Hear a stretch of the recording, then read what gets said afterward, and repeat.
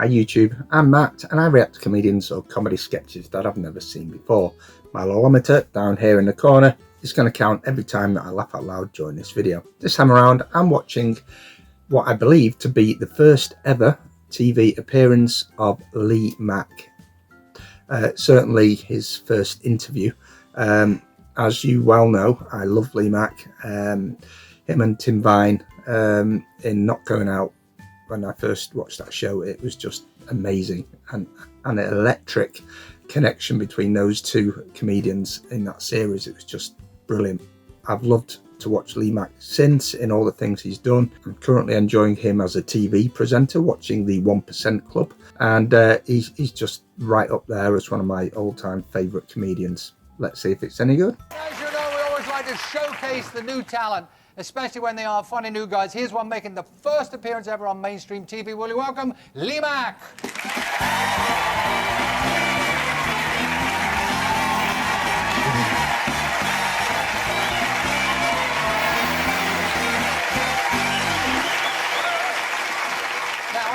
Now, this is your first time on TV? No, not at all. It's the first time I've managed to get on without the edits. They edited me out on the last one. Oh, you've been on TV, but you've been edited out? What was that? I was on Blind Date. I mean, explain. Well, what happened was I went on, right, and I thought what I'll do is I'll go on Blind Date, but, you know, they plant the questions. Yeah, well, we've heard this. Yes. Rumour.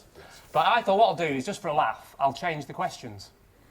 So I went on and said, contestant number 1, do you agree, in principle, to federalism encompassing a single European currency? And this woman obviously wasn't expecting that question, because she said, yes, if I was an apple,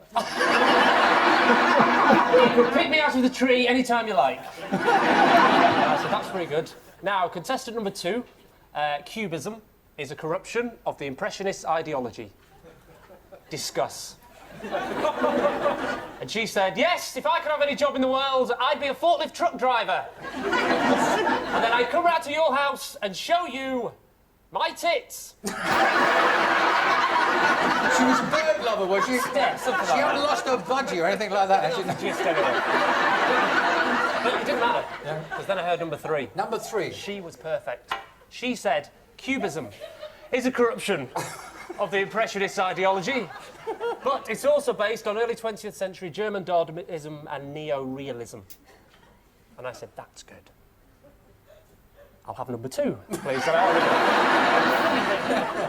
that was the one time you were nearly on TV? Indeed. I was also on... You keep switching these drinks. It's quite strong, that drink, isn't it? It's good, that. You might not make this tape if you keep drinking that. No, I've been on things. I was on Stars in Their Eyes as well. Did you watch that? You weren't. Oh, I watched it. I don't remember seeing you. I was edited out of that as well. So what I thought I'll do on that is I thought I'll go on, but just for a laugh, I'll change my mind at the last minute about who I'm supposed to be. Oh, you're a little terror. So I went on, right? I had my little chat at the beginning, like you do. I went, hello, Matthew, can you patronise me? And he said, you've got an interesting little story to tell us, haven't you? And I said, yes, it's very interesting, because wherever I go, I get teased, because everyone says that I look like this person. I'm walking down the street, people ask for my autograph, you know, the usual sort of thing. And in fact, in restaurants, people think I am this person. I'm sure all the viewers at home can see who I'm going to be. And Matthew said, who are you going to be? I said, tonight, Matthew, I'm going to be the drummer from Kajagoogoo. So you didn't make that tape? Didn't make that tape. I was on 3, 2, 1 as well. 3, 2, 1? Oh, yes. Hang on. You must have been 9. 3, 2, 1? It doesn't really matter because I'm making this up. But I was on 3, 2, 1, and what happened was, I'd never thought of that. I would be 9, wouldn't I? Go on, we'll believe you. I was on 3, 2, 1, and I got to that bit at the end. You know when you think you've won the prize, but you haven't? And Ted Rogers said to me, right, you're the winner of the prize, but before we look at it, we're going to have a quick reminder of the clue. You will laugh and you will squeal when you drive this thing, it's got 4 wheels. And I went, a car, exactly. He said, well, let's think about the clue carefully. What else has got 4 wheels? That's right, a unicycle sellotaped to a tricycle. Now, who rides a unicycle? That's right, a clown. Clown rhymes with town. Town rhymes with brown girl in the ring. Tra-la-la-la-la. She looks like a sugar in a plum pudding. Christmas Day, very nice. After your turkey. Turkey, Istanbul. Bulldozer, bullworker, bull in the field. Field of dreams. Dreaming of a white Christmas. Christmas presents. Wrapping paper. What do you do with wrapping paper? You throw it in the bin. That's right, you've won Dusty Bin.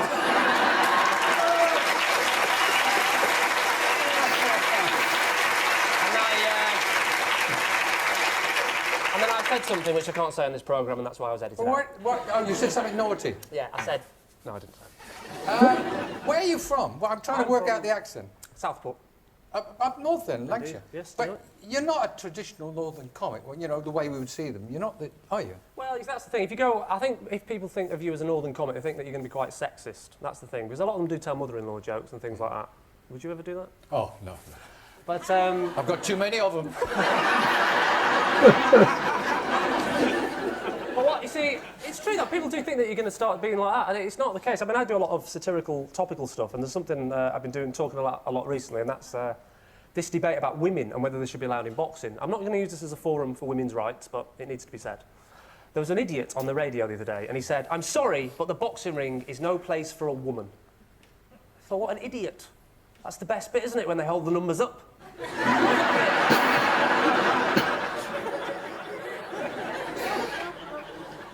Now, I'm told that you're just back from Ireland. Is that where you're working, Yes. a holiday? Or?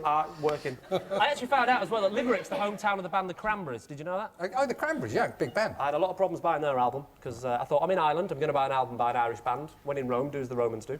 But I went into the shop and I said, I want to buy the Cranberries album. And he said, the current album. And I said, no, the Cranberries album! And he said, what format do you want? I said, I don't know, it's from my sister. He said, CD, single? I said, yes, that's her. Have you met her?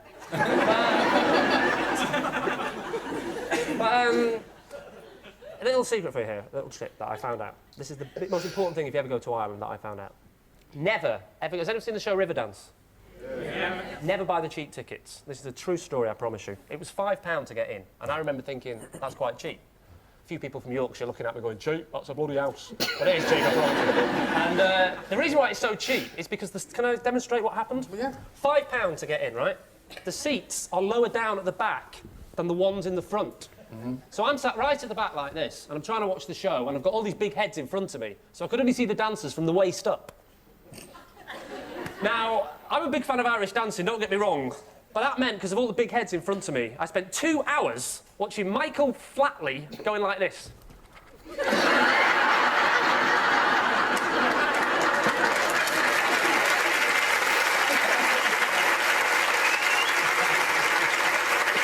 of that! I thought that was it! I thought that's all they did. I just presume that's how you impress Irish people. So you can imagine my embarrassment a couple of weeks later. I'm on the dance floor in Dublin, chatting up a girl in my usual classy northern way. I'm like, hello, are you an electrician? And she said, why? I said, I'll tell you why, because when you came in the room tonight, you gave off a certain spark that sent a current racing through my body. Hi. And, smooth. Yeah, oh yeah. And she said, are you a fishmonger? And I went, why? And she said, you stink.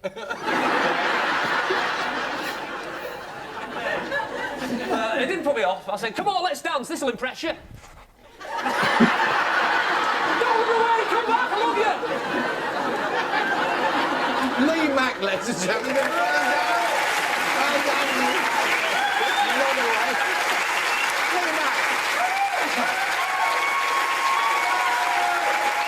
That was amazing. It's hard to believe that a comedian who's made me laugh for so long, that he was so funny right there, right at the start then. I mean, I've seen a lot of Lee's early stuff with the sketch show, which, as you know, on the channel, I've had a fair few episodes of the sketch show. But that was great, something I've not seen with whole fresh new material. And if you enjoyed this video, don't forget to like it, drop a comment below. And if you haven't subscribed to my channel, please do so. And I'll see you next time.